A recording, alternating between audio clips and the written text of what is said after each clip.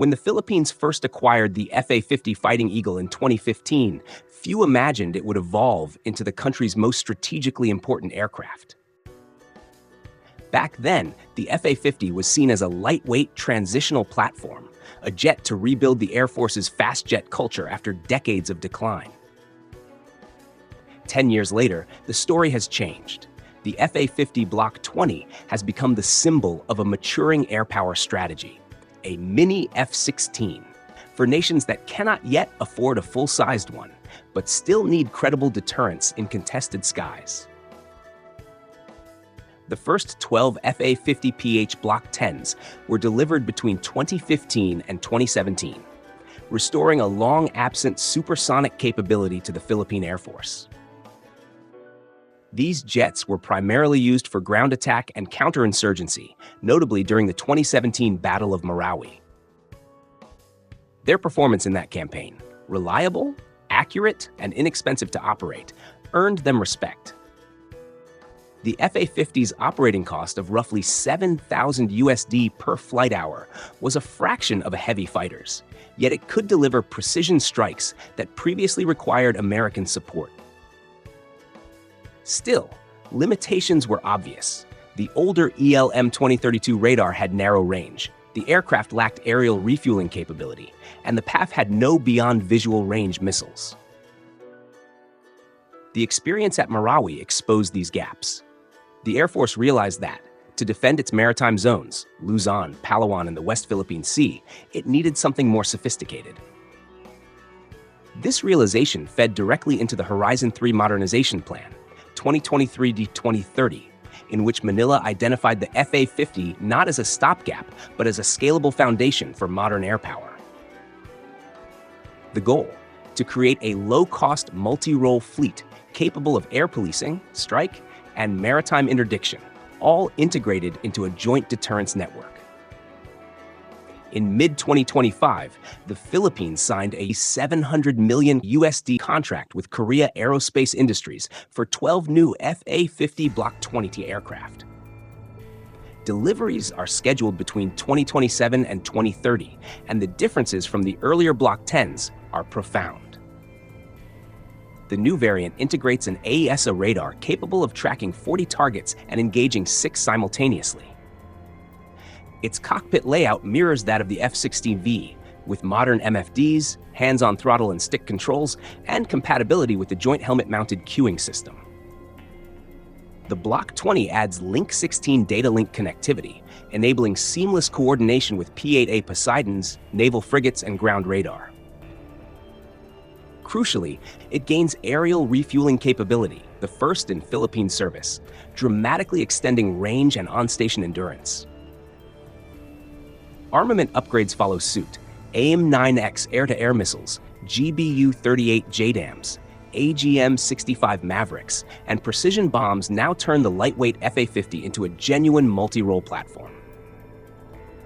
The PAF's doctrine has shifted from defensive reaction to coordinated deterrence. A FA-50 on patrol can now identify, track, and strike maritime targets, or feed target data directly to coastal missile batteries, such as BrahMos.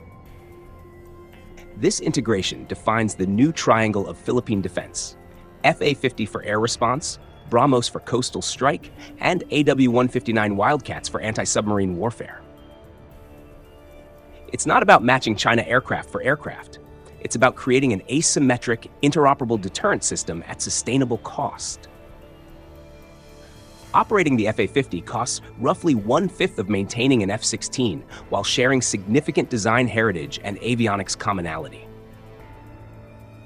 For a developing military budget, this makes sense. With the same money required for 8 to 10 F-16s, the PAF can operate 24 FA-50s, ensuring 16 jets are always combat ready, while the remainder rotate through maintenance and training. The logistical footprint is light. The jet can operate from shorter runways, and KAI's training system allows quick conversion of pilots.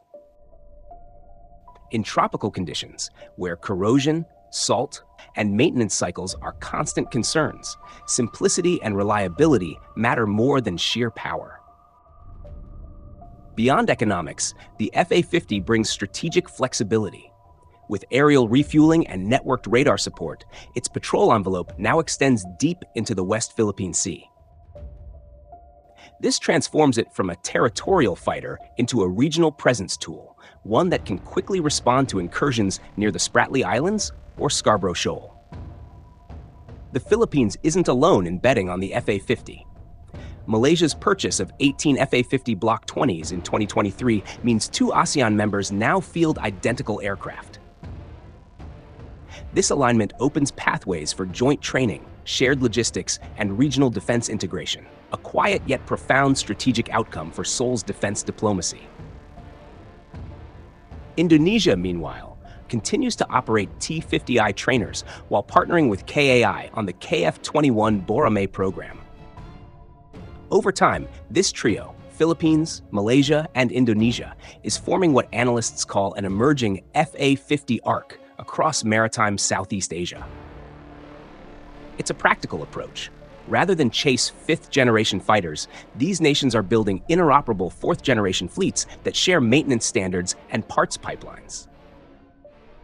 In this sense, the FA-50 becomes more than a jet. It becomes an industrial and diplomatic bridge, connecting smaller nations' aspirations for sovereignty with realistic defense economics. No discussion of the FA-50's role is complete without considering China's growing fleet of J-10C fighters in the South China Sea theater. On paper, the FA-50 is outgunned. The J-10C is faster, Mach 2 versus Mach 1.5, has longer range, and carries PL-10 and PL-15 missiles. Yet paper advantages don't tell the full story. In real-world deterrence, availability, data link integration, and cost matter as much as performance. The FA-50's AESA radar and AIM-9X missiles provide a credible within-visual range threat. When tied to external radar feeds via Link 16, a Block 20 can receive target tracks before ever turning on its radar, reducing exposure and increasing survivability. The Philippines does not aim to defeat China in open combat. It aims to raise the cost of aggression. A dispersed fleet of small, networked fighters can complicate Chinese operational planning far more effectively than a handful of expensive heavy jets.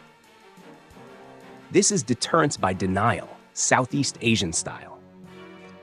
The PF's modernization now follows a high-low mix model. Low, A-29 Super Tucanos for counterinsurgency and surveillance. Middle, FA-50 Block 20s for multi-role operations. And high, potential F-16s or Gripens for air superiority. This layered approach gives the Philippines flexibility to allocate resources smartly. It can police domestic skies cheaply while retaining a credible combat capability when needed. More importantly, it signals a shift in national mindset, from relying on allies to building self-sustaining defense layers. For the first time, the PAF can detect, refuel, and strike without external assistance. That independence, even if partial, carries strategic weight. By 2030, the Philippines will operate 2 full F-50 squadrons, with potential expansion into training and maritime patrol roles. Discussions are already underway to integrate targeting pods, advanced electronic warfare suites, and synthetic aperture radar mapping.